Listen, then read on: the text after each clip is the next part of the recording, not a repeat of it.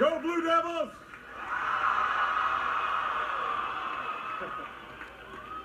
Well, it is good to be back in Connecticut.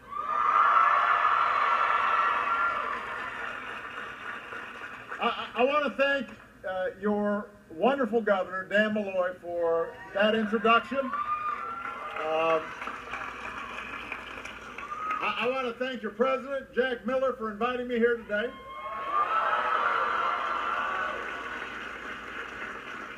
We got members of your student government behind me.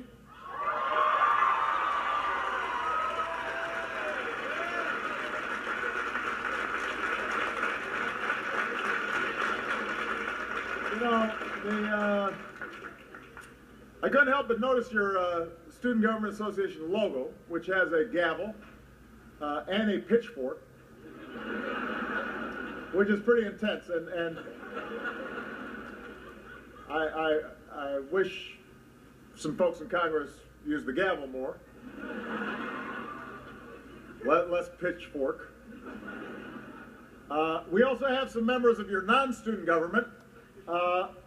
One of our finest members of our cabinet who just cares so much about working families and is working tirelessly every single day. Secretary of Labor Tom Perez is here.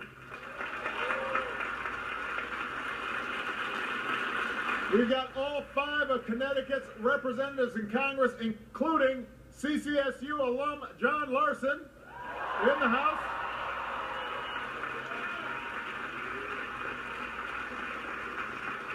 Another proud CCSU alum, Aaron Stewart, your mayor, is here. Along with Mayor Segarra and the other mayors and legislators from all across Connecticut. And today we're doing something a little different than usual. Usually when I hit the road and talk with folks like all of you, I've got a governor with me, but you are special. So we decided one governor wasn't enough.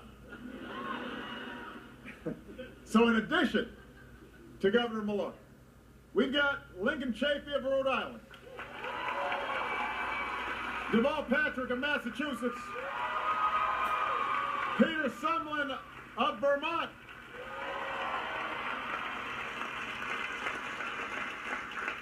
this is like a governor supergroup. It's like the Justice League of governors. I'd call them the New England Patriots, but that name is already taken.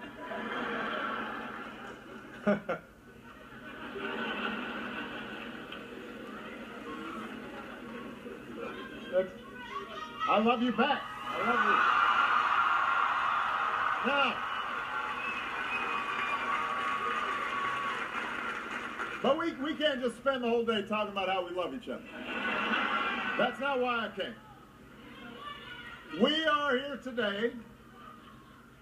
We're here today because each of us cares deeply about creating new jobs and new opportunities for all Americans.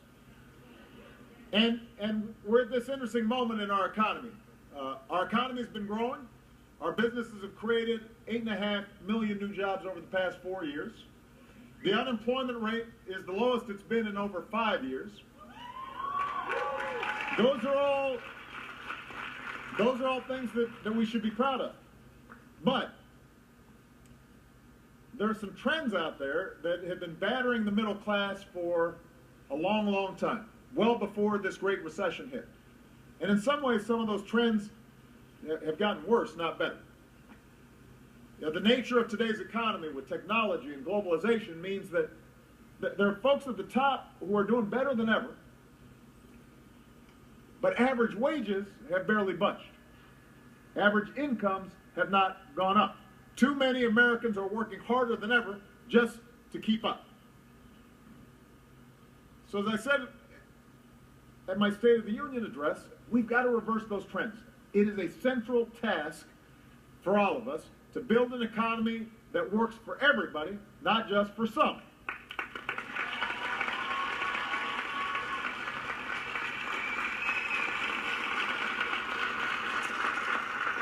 That's what every one of these governors and Tom Perez believes in. that's what we got into public service for. I hope Dan and Peter don't mind me sharing this. While we were driving over here, they were talking about the fact that when they were growing up, both of them had dyslexia. And because of the incredible, fierce love of their parents, but also because there were some folks there to help them, they made these extraordinary achievements. Now, I wasn't in the car with Duvall, but Duvall's a close friend of mine. He's got a similar story. Grew up on the south side of Chicago, and south side.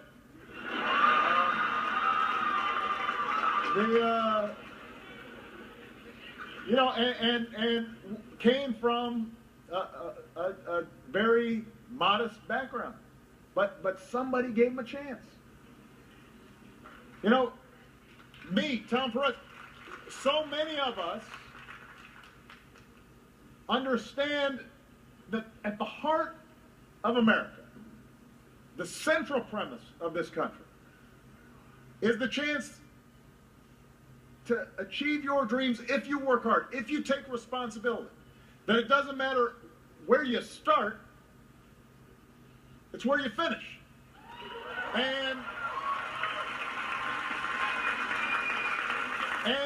in America, we believe in opportunity for all.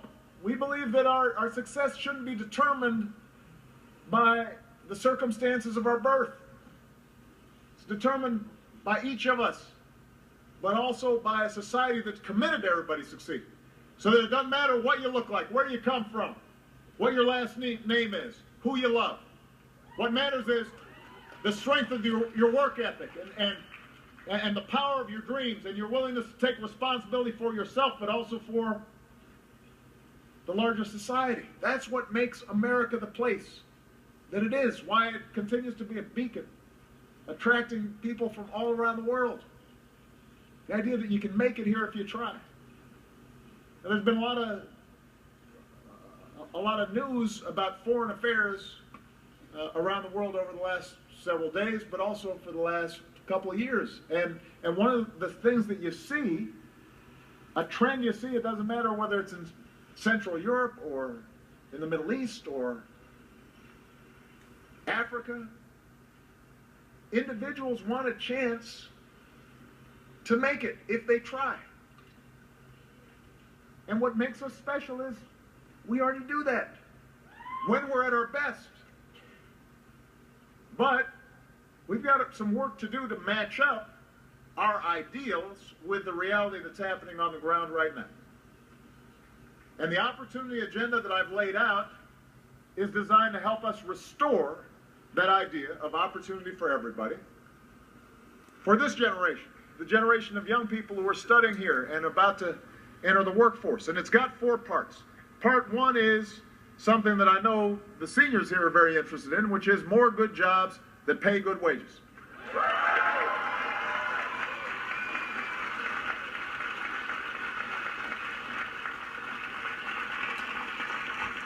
We can't be satisfied with just recovering the jobs that were lost during the recession. We've got to rebuild our economy so it's creating a steady supply of good jobs today and well into the future. Jobs in high-tech manufacturing and in energy and in exports and in American innovation.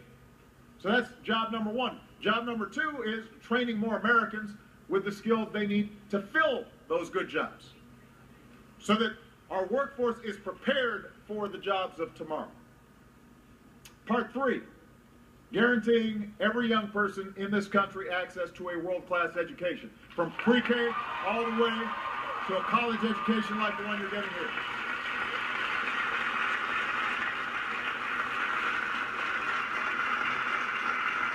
And that's why, over the past 5 years, working with the outstanding congressional delegation from Connecticut, we've been able to make sure that grant dollars are going farther than before. We took on a student loan system that gave billions of taxpayer dollars to the big banks, and we said, let's use those to give more students directly the help they need to afford to go to college. That's why we're offering millions of young people the chance to cap their monthly student loan payments at 10% of their income. So you need to check that out. Go to the Go to the website of the Department of Education and find out how you may be eligible for that. And today, more young people are earning college degrees than ever before. Of course, and I know your president won't disagree with this, we've also got to do more to rein in the soaring costs of college and help more Americans who are trapped by student loan debt.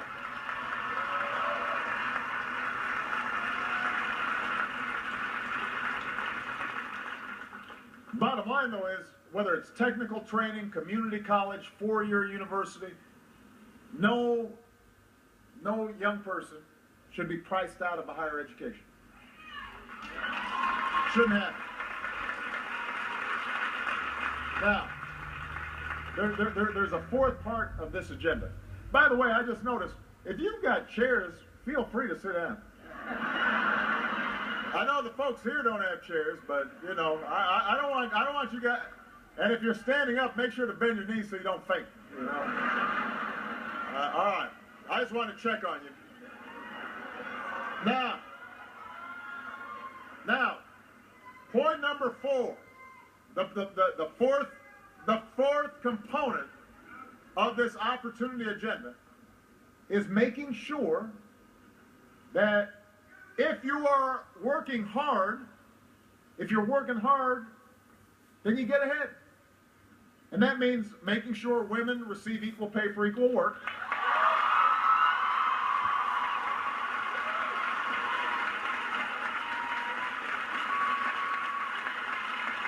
When women succeed, America succeeds. I believe that. You happy with that, Rosa? Rosa agrees with that. It means making sure that you can save and retire with dignity. It means health insurance that's there when you're sick and you need it most. And you guys are doing a great job implementing the Affordable Care Act here in Connecticut. If any of you know a young person who is uninsured, help them get covered. At healthcare.gov, the website works just fine now. They've got until March 31st to sign up. And in some cases, it's going to cost less than your cell phone bill. So check it out, healthcare.gov. And making work pay means wages and paychecks that let you support a family. A wage, a paycheck that lets you support a family. Now I want to be clear about this because sometimes in our debates with our friends on the other side of the political spectrum, this may not be clear. So let me just repeat it once again.